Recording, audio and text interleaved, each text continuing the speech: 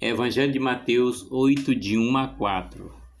Tendo Jesus descido do monte, numerosas multidões o seguiam. Eis que um leproso se aproximou e se ajoelhou diante dele, dizendo: Senhor, se queres, tu tens o poder de me purificar. Jesus estendeu a mão, tocou nele e disse: Eu quero. Fica limpo. No mesmo instante, o homem ficou curado da lepra. Então Jesus lhe disse: Olha, não diga nada a ninguém, mas vai mostrar-te ao sacerdote e faz a oferta que Moisés ordenou, para se servir de testemunho para eles. Palavra da salvação. Glória a vós, Senhor, que pelas palavras do Evangelho sejam perdoados os nossos pecados. Um leproso. Certamente, o artigo indefinido quer indicar não somente alguém que foi liberto de uma doença, mas todo aquele que necessita de libertação em toda a sua realidade existencial. A lepra era uma doença terrível, não só pela doença em si, mas também pelo que foi montado a partir dela. As pessoas portadoras dessa doença eram marginalizadas pela sociedade e até mesmo pelo contexto religioso.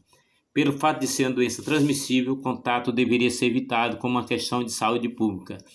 Além disso, havia um discurso religioso deturpado quanto a quem se encontrava com tal doença.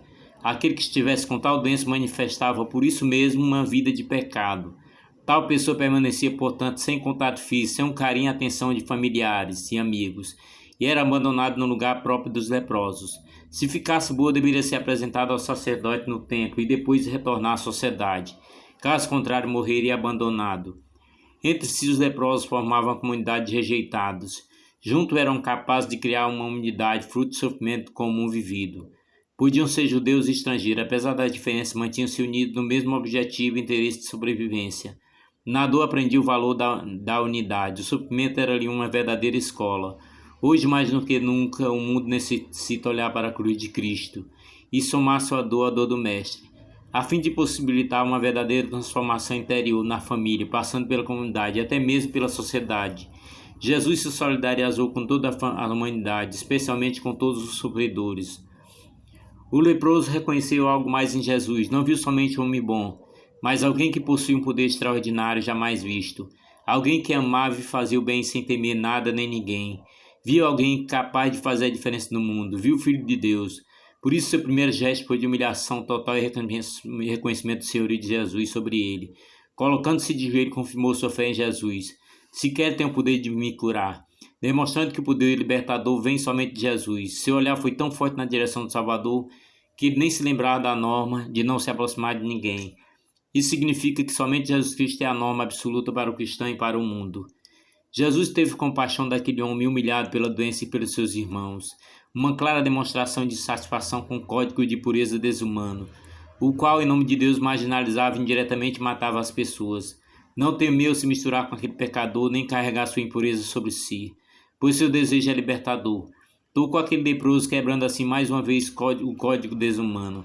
A ação de Jesus nesse caso revelou seu querer para com toda a humanidade. Na verdade, ele veio ao mundo para salvar o homem pecador, carregando sobre si as impurezas de um mundo decaído pelo pecado, mas capaz de ser transformado pelo seu poder. Não tinha pecado, mas assumiu de todos os seres humanos e venceu pela cruz e ressurreição. Sem ferir determinações humanas, ordenou ao homem que fosse apresentar-se ao sacerdote, mas que não dissesse nada a ninguém sobre o ocorrido. No mesmo texto de Marcos, há duas citações diferentes, uma que faz referência à ira, a outra ao fato de Jesus ordenar severamente. Na verdade, a atitude de mandar logo embora aquele que foi curado revela sua ira contra tal código falido, inimigo da dignidade humana. Aquele homem foi desobediente. Assim que saiu de perto de Jesus, proclamou as maravilhas nele operadas.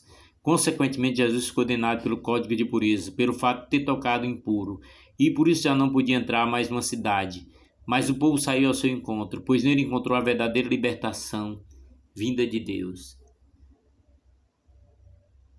Espírito Santo, você que me esclarece tudo, que ilumina todos os caminhos para que atinja o meu ideal, você que me dá o dom de vir te perdoar e esquecer o mal que me fazem. Que todo instante minha vida está contigo, eu quero no escuto diálogo, agradecer por tudo, confirmar mais uma vez que nunca mais quero me separar de você.